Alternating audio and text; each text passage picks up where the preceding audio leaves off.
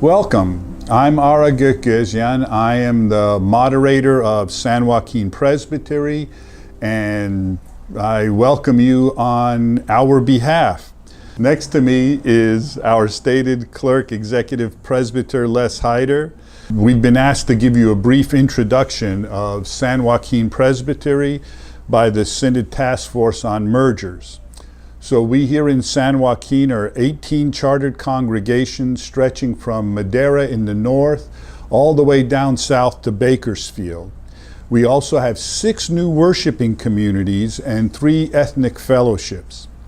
In the past 15 years, we've gone through the same crisis that you've been experiencing in Stockton Presbytery, where half of our congregations have been dismissed and 2/3 of our membership went with them.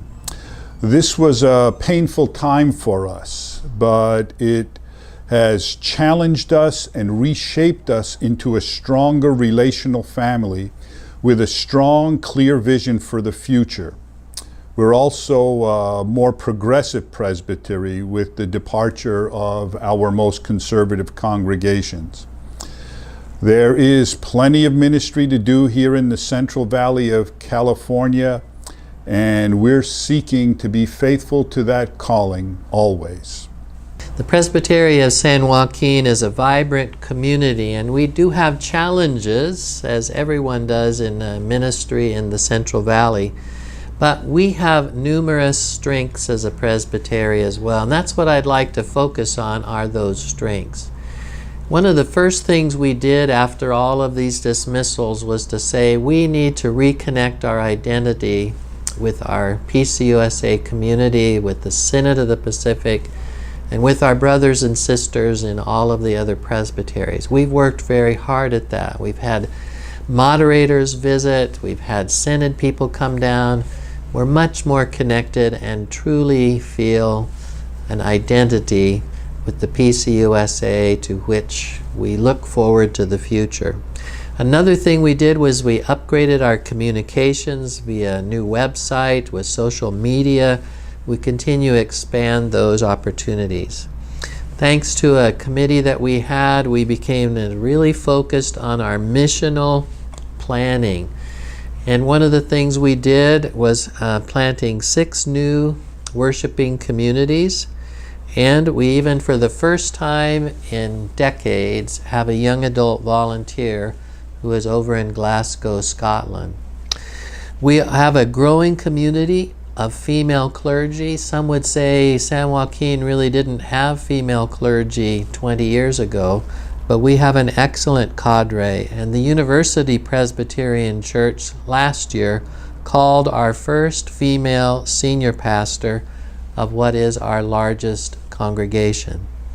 We also are proud of a growing cadre of young, talented clergy who, some of them grew up in the valley and they returned, but they want to be a part of this area of the Central Valley. They are bringing to us new visions, new leadership, new excitement as a presbytery. We have also emphasized renewal programs and grants. We participated in New Matrix for adaptive change. We're engaging in the Vital Congregations program from the national office. We have innovation grants that congregations can apply for when they have an idea, but they need some resources to launch that.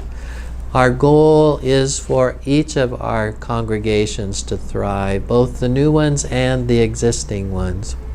We have Spanish immersion scholarships and are encouraging our clergy to go and learn Spanish because it's so crucial to the valley. And we also have strong ethnic ministries.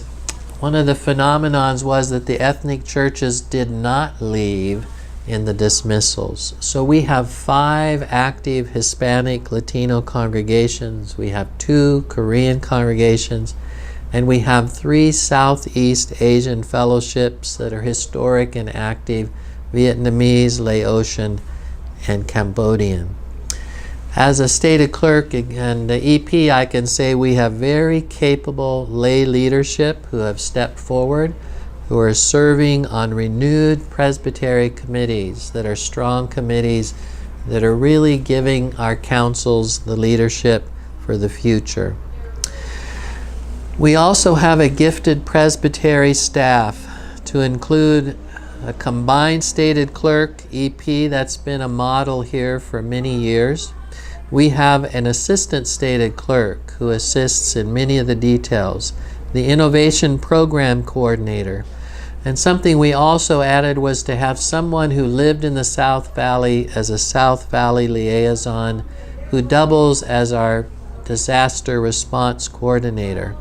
And finally, for the office manager, Shirley, who came out of retirement here in Visalia and is what a tremendous asset to us.